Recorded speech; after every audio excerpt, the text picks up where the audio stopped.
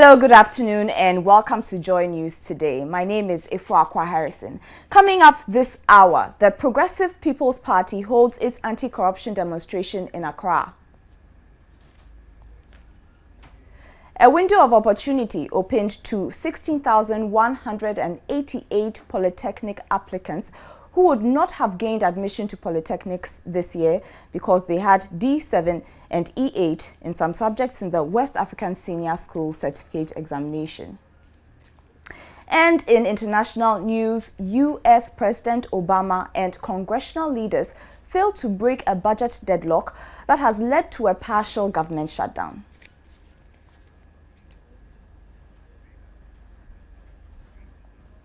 All this and more coming up now.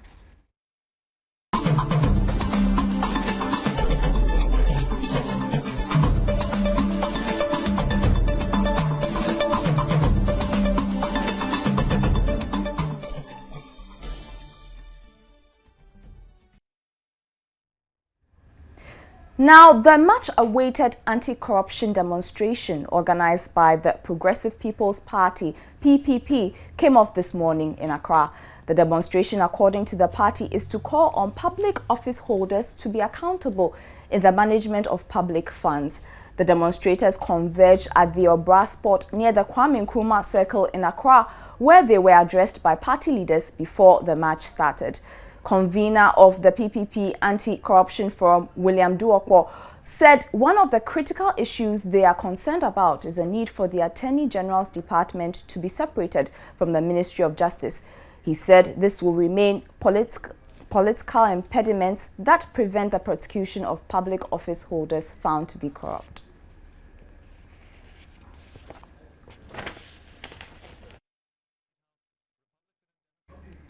The 2012 vice presidential candidate of the PPP, Eva Loko, says demonstrations against corruption continues until the practice is curtailed.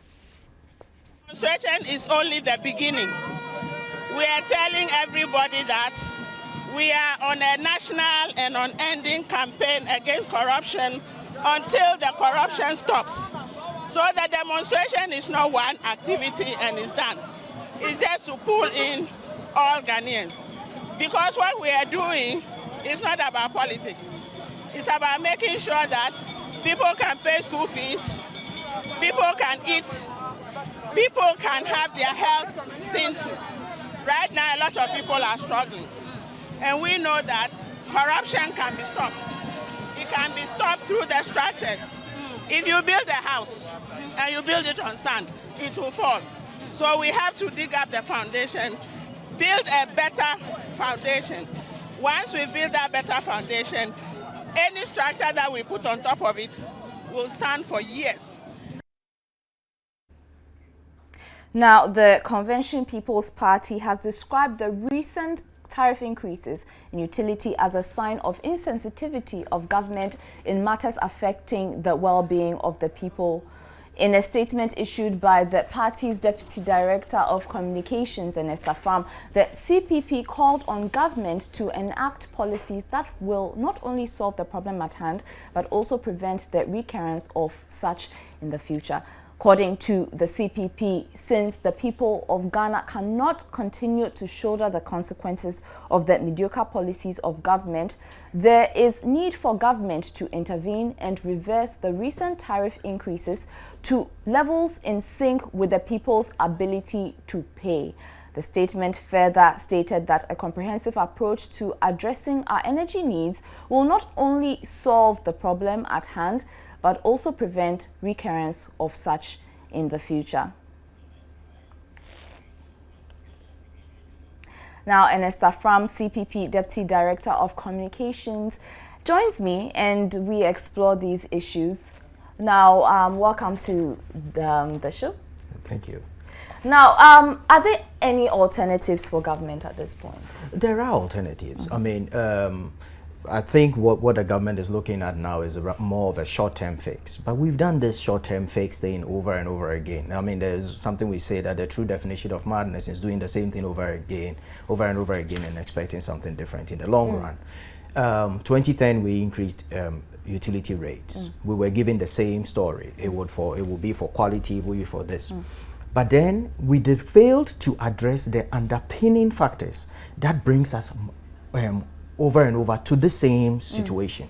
If you look at the issues that raised by both the ECG and VRA, etc., for some of the factors that have, has necessitated their request for the increase, one is the exchange rate. In 2002, we did something to our currency, changed 10,000 to one Ghana cedis. We got our rate to 84 pesos to the dollar. In a period of just 10 years, we have, our currency has lost value of 120%.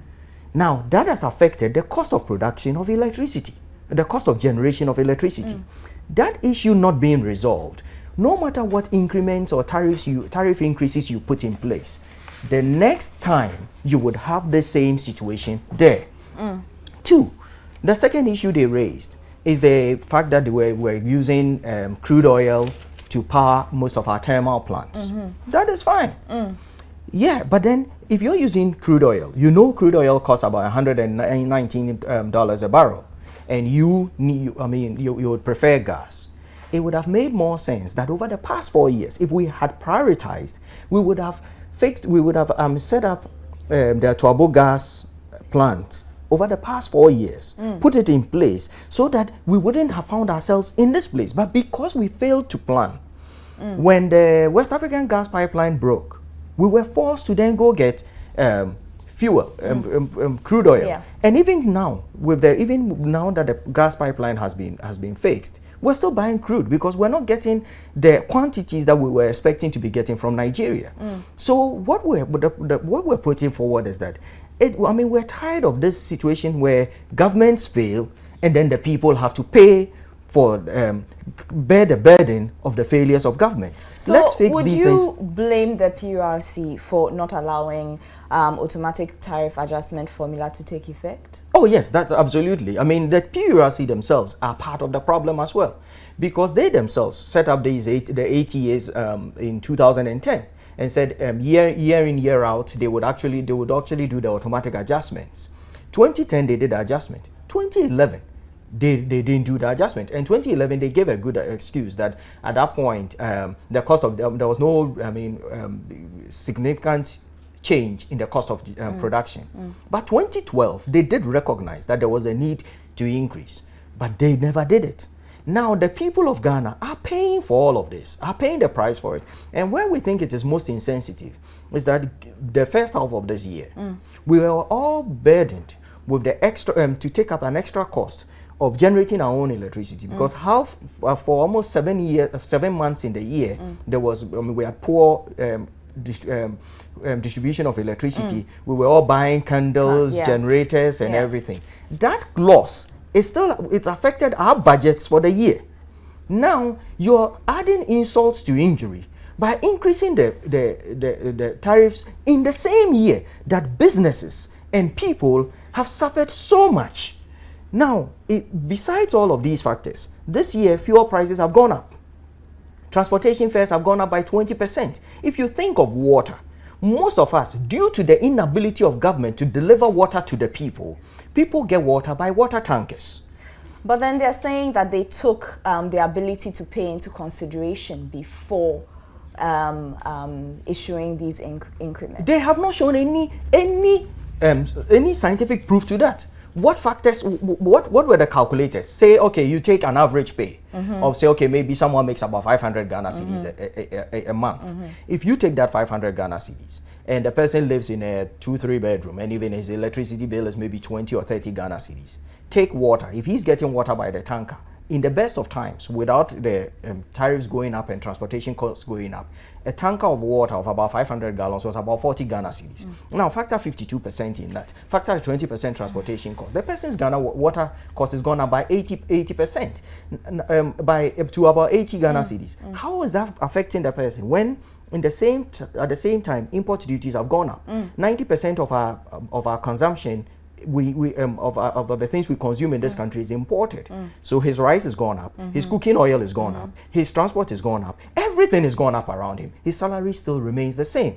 So what we're saying is that for once, This is not politics. For once, let's sit down. Let's address the issues, the real issues. What do we need to do to stabilize our currency? What do we need? If it means reducing imports, let's put if it means biting the bullet and saying, you know what, let's maybe tighten our belts, reduce our imports, so that we would, our currency would gain some stability, etc. Let's start taking the hard decisions. We cannot continue down this path and think things will change. That is the point we're making. Because the people of Ghana have suffered too much. Even, yesterday, the Minister of Finance came out and said, oh, you know what? Some of the struggles you guys are dealing with now is because we're paying workers 70% of revenue. Think about it. The workers did not go to the Ministry of Finance, dip their hands in their pocket and take their money. When you are even fixing your budget at home, you base what you're going to buy based on what you're earning. Yeah. So if we have true financiers and economists and financial gurus in the Ministry of Finance, didn't they know? They budgeted. So in the short term, what is the solution to government? For us, the solution in the short term is one, hold off on this. Let's address some of these problems that we're talking about. Because if a Tuabu comes on board, what would that help? How would that help? Two, some of the things, there's some short-term measures too we can take in place. If you look at the ECG, some of the proposals they put in place, we're being told we want to go prepaid. Now, in some of the proposals, they are talking about getting smart postpaid meters. And I'm like, who's going to bear that cost? Think of it, prepaid.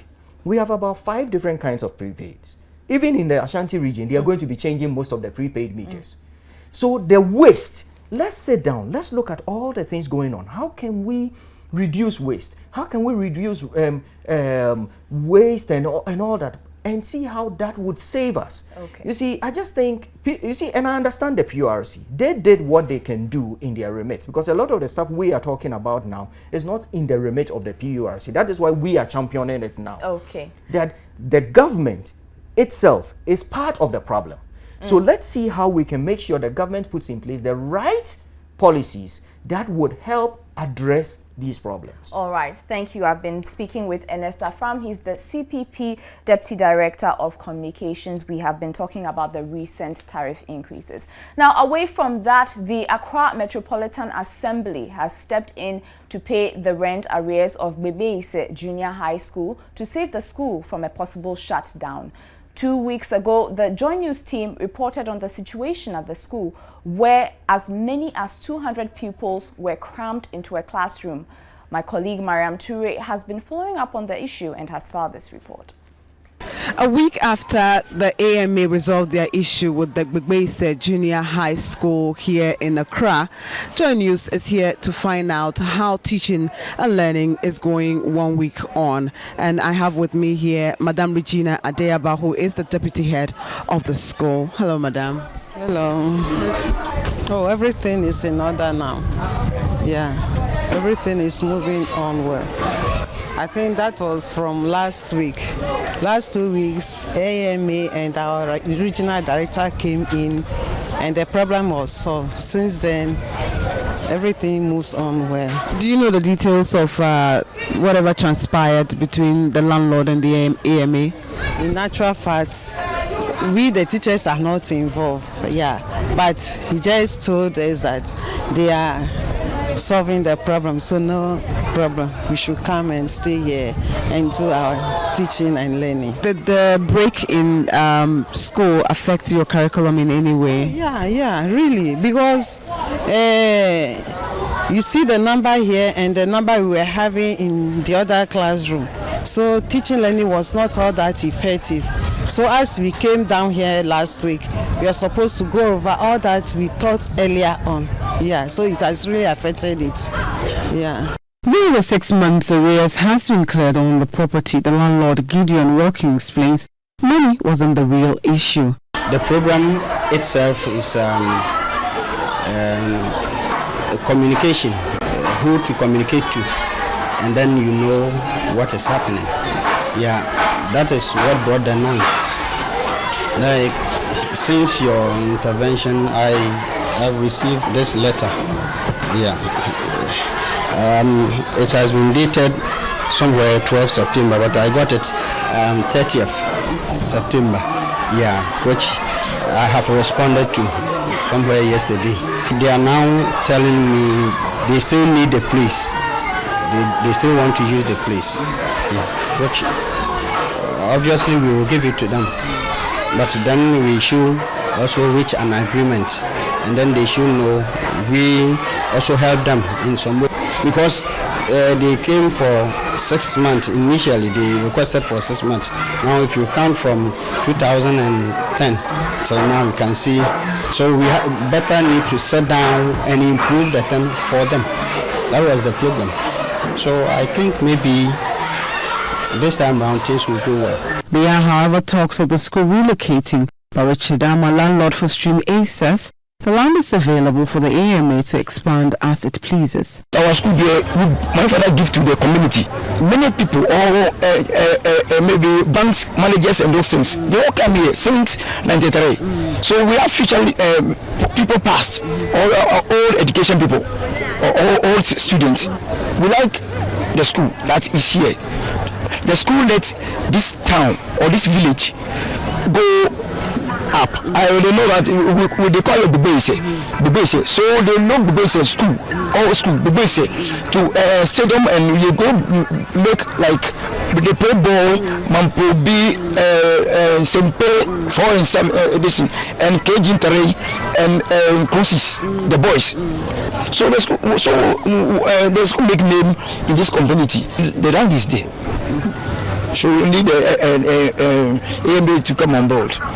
This infrastructural issue is a shared responsibility that needs a multi-throned approach to solve. For Joy News, Miriam Torre reporting.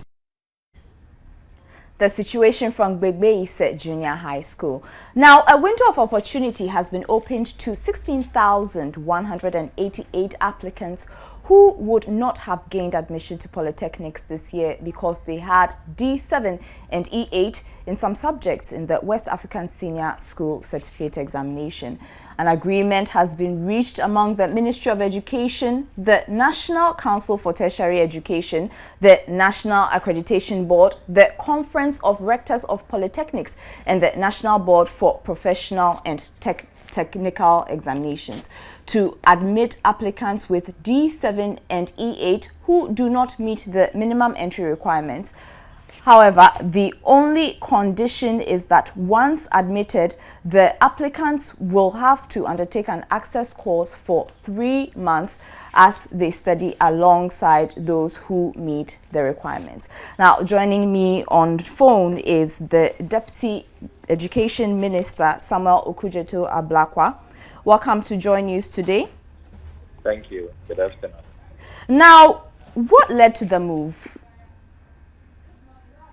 We have had to take this decision because we received a petition from COP, the Conference of Rectors of Polytechnics, and having put together the statistics on the number of admissions they have received so far and the number of students who qualify based on the minimum entry requirement, where D7, E8 students cannot qualify. The numbers were quite startling. Out of the 19,645 applications they received, just around 3,000 qualified. And these are polytechnics that all 10 of them can admit not less than 45,000 students. So it will virtually have meant that the polytechnics will have a lot of departments shut down without students. So what we decided was that since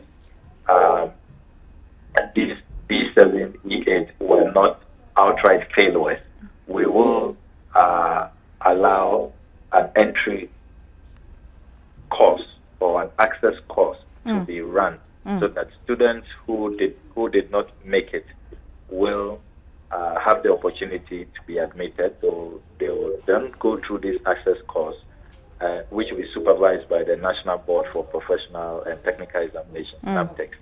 Once you pass if it's your English or science or math, then you continue and you finish with your NEET. But if if you do not pass the exam, then the polytechnics will have no choice but to withdraw your admission. So that's what we are doing. But we have also noted that this trend, it's because there's a certain perception that polytechnics are second-rated, are inferior to universities. And so to address this issue, we have commissioned a technical committee which is looking at transitioning or converting our polytechnics into technical universities, like Germany has done, South Africa has done, Singapore has done. And we're hoping that this will address these perception mindset issues which is militating against our polytechnics currently. Very much. I've been speaking to the Deputy Minister of Education, Samuel Okudzeto Ablakwa. Now, in other news, the Sports Ministry, in other news, residents of Shama Apo in the Shama district of the Western region have arrested a vessel carrying close to about 100 barrels of premixed fuel, allegedly being smuggled to Ivory Coast. Western Regional Correspondent William Peters reports the police are yet to arrest the culprits, but investigations have started. According to the residents, they saw a vessel on shore around 3 p.m. on Tuesday with some items being loaded into it. They immediately became suspicious and laid ambush. They then quickly impounded the vehicle together with some items. The fuel was in barrels and residents say they counted close to 100 barrels, estimated at over 10,000 Ghana cedis. Other items in the vessel were taken to the police headquarters in Sekondi. The Sekondi District Commander DSP Abraham Kou said the culprits will soon be brought to book. It became an intelligence that this is the operation of some of the fisher folks.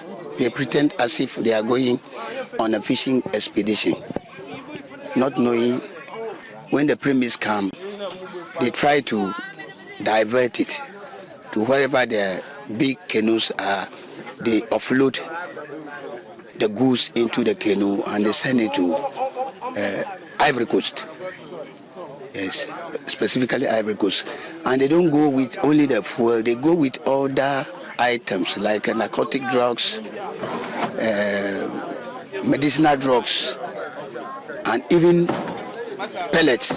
The assemblyman for Shama Etifi electoral area, Joseph Isaiah Mensah, encouraged authorities to take up the matter and arrest perpetrators. The fishermen are always complaining that whenever there is promise in Shama, they don't get some to go to fishing. Now what can we do? They always come and complain to me. Assemblyman, what are you doing about? Assemblyman, what are you doing about? So that they should calm down. I know one day, God will come and the truth will prevail. The only thing is that I want to wait for the police investigation outcome. After that, now we will also come at it. The Western Regional Police Commander, DCOP Kofi Boachi, praised residents for the arrest.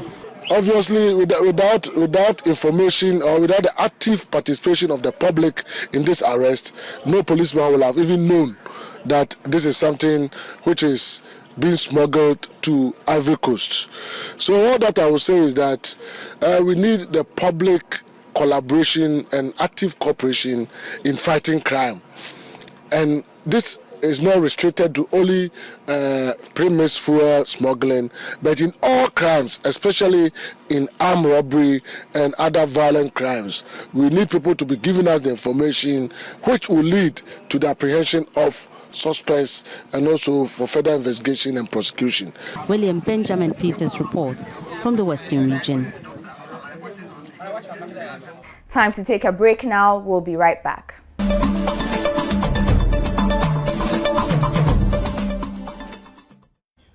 And we are back. You're still watching Joy News today. Now, the head of research at StanChart Africa, Razia Khan, says government can do more to check the country's rising debt. Figures from the Bank of Ghana show that the country's debt as at August stood at 44 billion Ghana cedis. But government claims it has instituted some programs to reduce the figure substantially over the next 2 years. Some of the programs include a drastic cut in funding for some social intervention programs, freeze on new road projects, and clearing of ghost names in the public wage bill. There are concerns the rising debt might force government to introduce more taxes to fund these debts. But Ms. Khan tells Joy Business government must act as fast as it can to save the situation.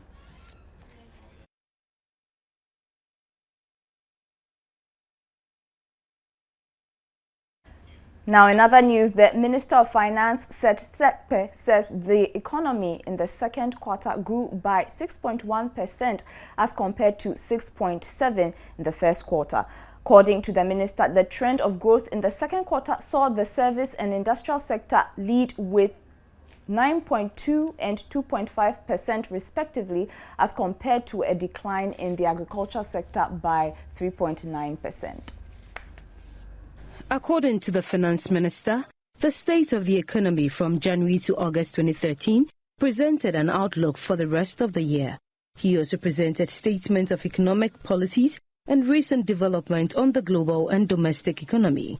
According to the Minister of Finance, Tetteh, the tax measures approved by Parliament to support the fiscal consolidation effort indicated that both revenue and expenditure were below their respective targets for the period. Tetteh also touched on the expenditure performance of the economy over the period under review. Total expenditure, including payments for the clearance of arrears and outstanding commitments from January to August 2013, amounted to 18.3 billion, which is equivalent to 20.7% of GDP, against a target of 20.1 billion or 22.6% of GDP. The outturn was 8.5% lower than the budget target and 18.4% higher than the outturn for the same period in 2012. The growth in expenditure was mainly due to an increase in interest costs, as I've said already, and in particular, the growth in compensation of public sector employees during the period. The minister added that even though there is a decline in revenue from our major export commodities, the oil sector continues to have a positive impact on the economy. Although the performance of domestic revenue from traditional sources have been weak, oil revenue performance for the period under review has been very strong as a result of higher than expected crude oil price, higher production levels, and higher corporate income taxes from the sector. Therefore, total oil revenue from January to August amounted to 1.2 billion against a target of 788 million. The minister said although measures are being implemented to achieve the deficit targets for this year, there is still a major challenge in achieving this target. Total revenue and grants for the period was 11.9 billion, equivalent to 13.4% of GDP, against a target of 14.2 billion or 16% of GDP. So there has been a shortfall, as I said earlier on, in our revenue generation. In nominal terms, the provisional outturn was 13.1% than the outturn for the same period in 2012. So again, even though we are not meeting the targets, because of the slowdown in the economy, the performance of revenue is still higher than what we were doing nominally last year. The Minister of Finance said the 2014 budget statement in economic policy has been prepared and will outline a number of measures and strategies for fiscal and debt sustainability as well as macroeconomic stability while ensuring sustainable growth. Meanwhile, the Minister of Finance, Tetteh, has opened a joint review of the multi-donor budget support in Accra. The review is to assess the facts and figures of the disbursement of multi-donor budget support from 2003 to 2012. The MDBS involves the contribution of financial resources by development partners directly into the government's treasury to complement Ghana's domestically generated revenue. The MDBS facilitates the implementation of Ghana's development and poverty reduction policies. According to the statistics, MDBS donors provided almost $373 million to the 2012 national budget. 2012 had the highest percentage rate in terms of disbursement with 39.77%, with 2011 recording the lowest with 20.12% in the period under review.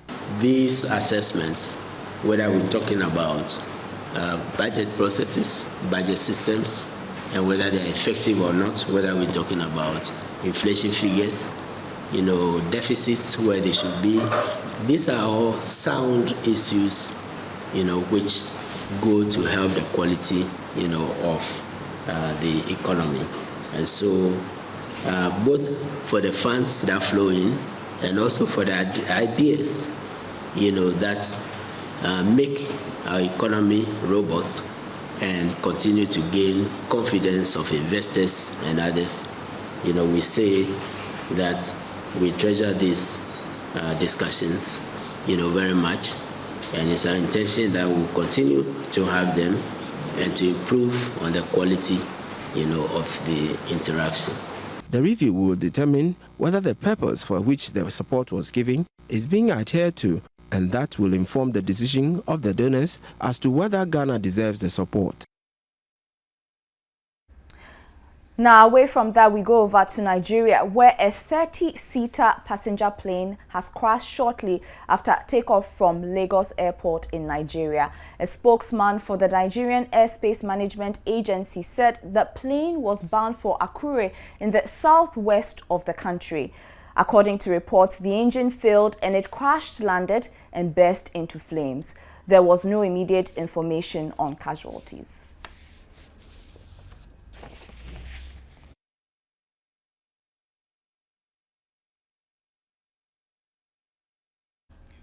Now from Nigeria, we go off to America, where U.S. President Barack Obama has warned that Wall Street should be concerned that a conservative faction of Republicans is willing to allow the country to default on its debt. The U.S. government has partially closed after Congress failed to agree a budget and will run out of cash on October 17th unless its debt ceiling is raised. In a meeting at the White House late Wednesday, President Obama and U.S. congressional leaders failed to resolve differences and stop the federal government shutdown. President Obama said he would be open later to having a reasonable civil negotiation on broader budget issues. A White House statement said Obama made clear to congressional leaders that he will not negotiate over the need for Congress to act to reopen the government or to raise the debt limit. It said Obama was glad the leaders were able to engage in a useful discussion, and he remains hopeful that common sense will prevail. The U.S. government closed non-essential operations on Tuesday after Congress failed to strike a deal on a new budget. Republicans and Democrats are blaming each other for the impasse.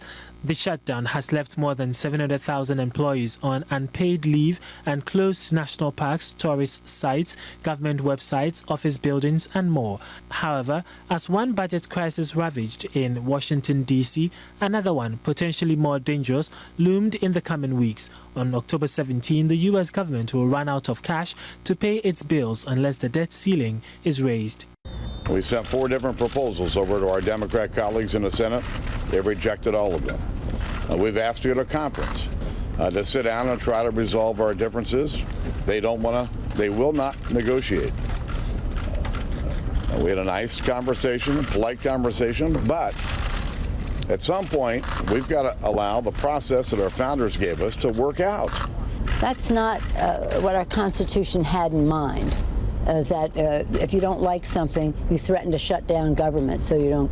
It's not that kind of a system.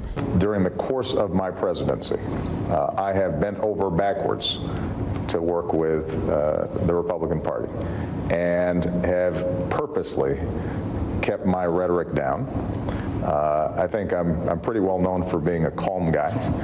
Sometimes people think I'm too calm. And am I exasperated? Absolutely, I'm exasperated, because this is entirely unnecessary. Time now to do some sports. Sports on Joy News today is brought to you by Tigo. Well, before we do international news, this is just in. Youth wings in the opposition New Patriotic Party this morning demonstrated at the party's headquarters here in Accra. The youth wings have called on the party's leadership to be accountable to the grassroots supporters.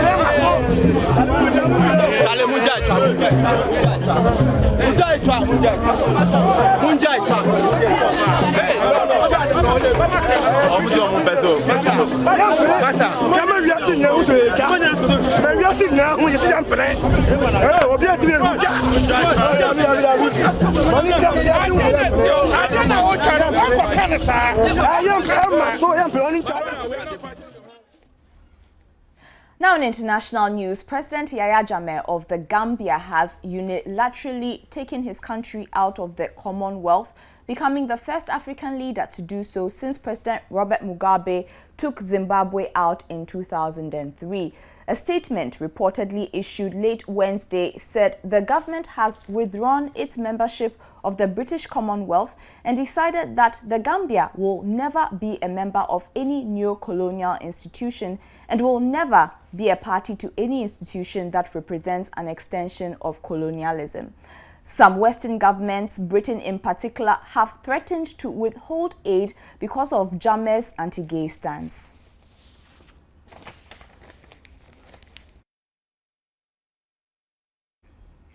And an official of the Democratic Republic of Congo says peace talks between the government and the M23 rebel group in neighboring Uganda's capital Kampala could be concluded next week. Information Minister Lambert Mende also expressed hope that the conclusion of the talks could pave way for peace, stability, and the protection of lives and property in the restive parts of the North Kivu province. Talks between the Congolese government and the rebels resumed after heads of state in Africa's Great Lakes region demanded a resumption of the negotiations. The African leaders who recently met in Kampala to find ways of ending the conflict demanded the talks begin within 3 days and end within 14 days. Some observers say the ongoing talks have flouted the regional leaders' directive to end within the 2-week window. Some of the victims of the M23 rebel insurgency in the restive North Kivu provinces are hopeful that a solution could be reached at the peace talks to ensure peace in the area. The DRC and the United Nations have accused Uganda and Rwanda of supporting armed groups that often fight the Congolese National Army, but both Uganda and Rwanda have denied the accusation. At least 62 people have died after a boat carrying migrants sank off southern Italy.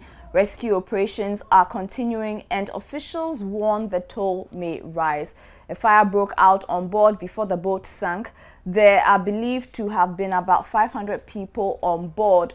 More than 140 have so far been rescued.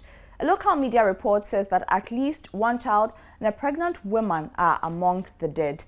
Earlier this week, 13 migrants drowned while trying to reach the coast of Sicily. Passengers threw themselves into the sea as the vessel got into trouble, and Italian officials were quoted as saying that dozens of people were still in the water.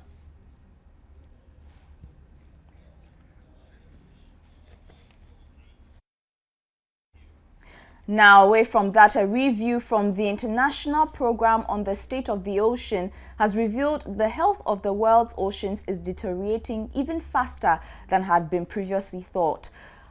IPSO warns that the oceans are facing multiple threats. They are being heated by climate change, turned slowly less alkaline by absorbing carbon dioxide, and suffering from overfishing and pollution. The report warns that dead zones formed by fertilizer runoffs are a problem.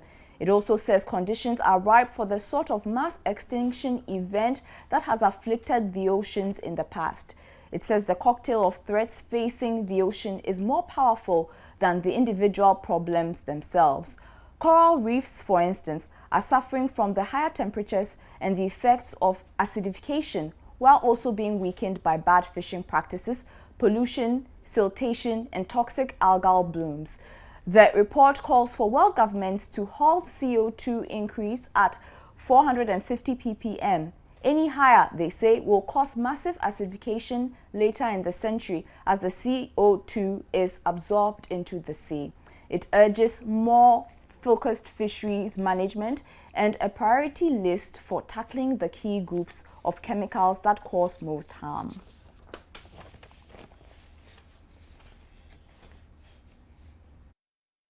Time to take another quick break. We'll be right back.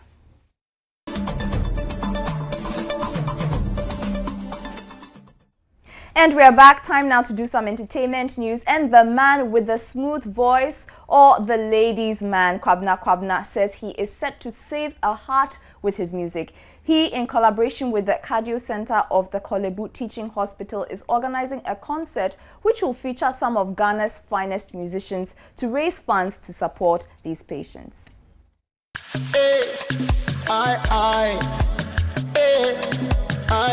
Kwabena, popularly known for his soul music, has been in and around for some time now, working alongside the Cardio Center of the Kolebu Teaching Hospital to save patients with heart problems. According to Kwabena, he embarked on this project as his way of giving back to society. Target is we want to raise enough to be able to cater for the first 20 patients. So we're looking at 250,000 cities on the night, which I know Ghanaians are going to benefit. Talks about what patrons should expect on October 19, the day of the concert. Come see Kwabena live in concert. Come see Samini, come see Sakode, come see Becca, come see Efia, come see OJ, all in concert to raise funds for the Cardio Center. He says the Save a Life concert is going to be an annual affair. And on that note, we bring an end to Joy News today. But before we go, a recap of the headlines. The Progressive People's Party holds its anti-corruption demonstration in Accra. A window of opportunity opened to 16,188 polytechnic applicants who would not have gained admission to polytechnics this year because they had D7 and E8 in some subjects in the West African Senior School Certificate examinations. And U.S. President Barack Obama and congressional leaders failed to break a budget deadlock that has led to a partial government shutdown. My name is Efua Harrison. This has been Joy News Today. Have a good day.